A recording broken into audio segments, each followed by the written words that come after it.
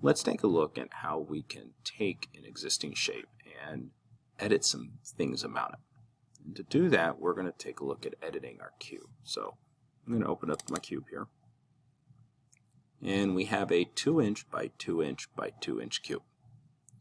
So let's look at what we're going to edit here. We're going to talk about how to edit the appearance of the cube, and we're going to look at how to edit the size of the cube. And in doing so, we're also going to take a look at the features list and how we can use the features list to make those edits. So let's start with appearance. So I'm going to just right click on my cube here, and we see that there's a lot of individual options that have presented itself. And I'm just going to choose Edit Appearance. And in doing so, I now have this color menu. I can just kind of click different colors and it changes the entire shape, but it only gives me these predefined colors initially. If I know my RGB values, or I know an HTML color code, I can enter those in. So I could change this to 136 and say 17 and maybe 200. And now we get more of a purple color. So I can change these directly. I can also use the slider to control the transparency of the shape. But if I don't know exactly what color I want, I can also use the mixer.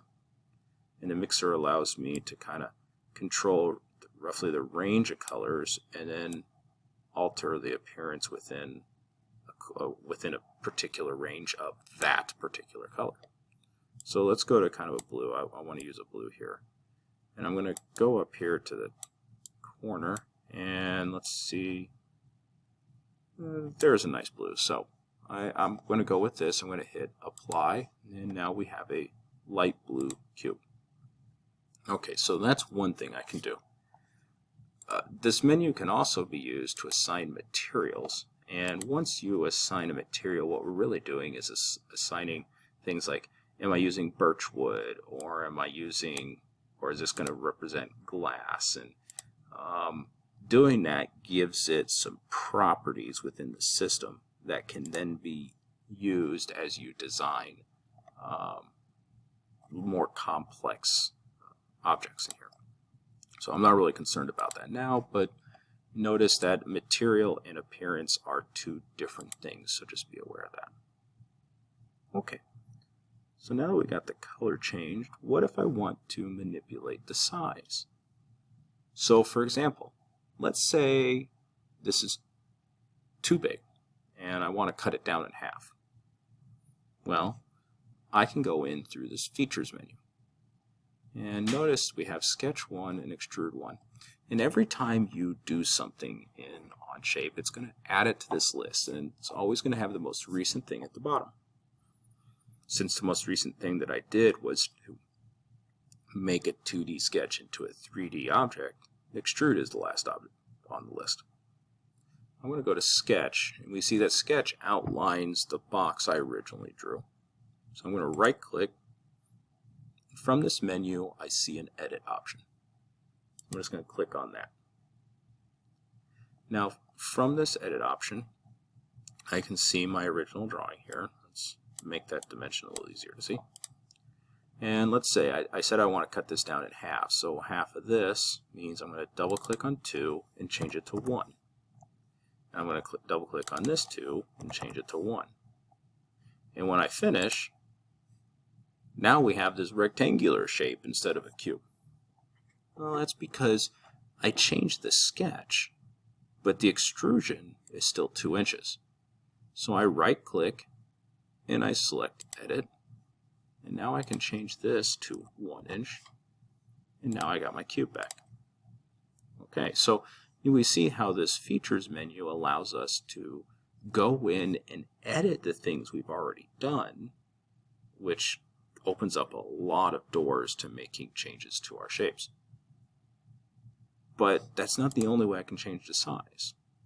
There's also this transform menu up here. And under the transform menu is an option to scale the object.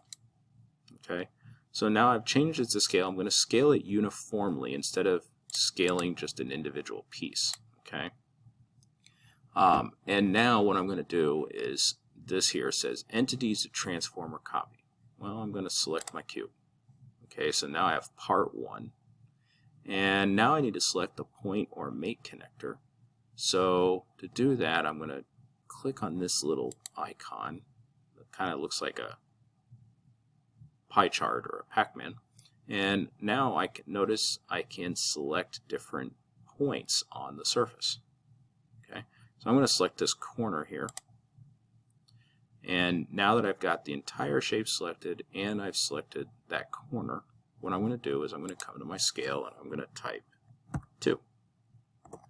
And now I can double that back, but and make this a larger shape. Now what I've got is a 2-inch by 2-inch by 2-inch cube, just like my original one.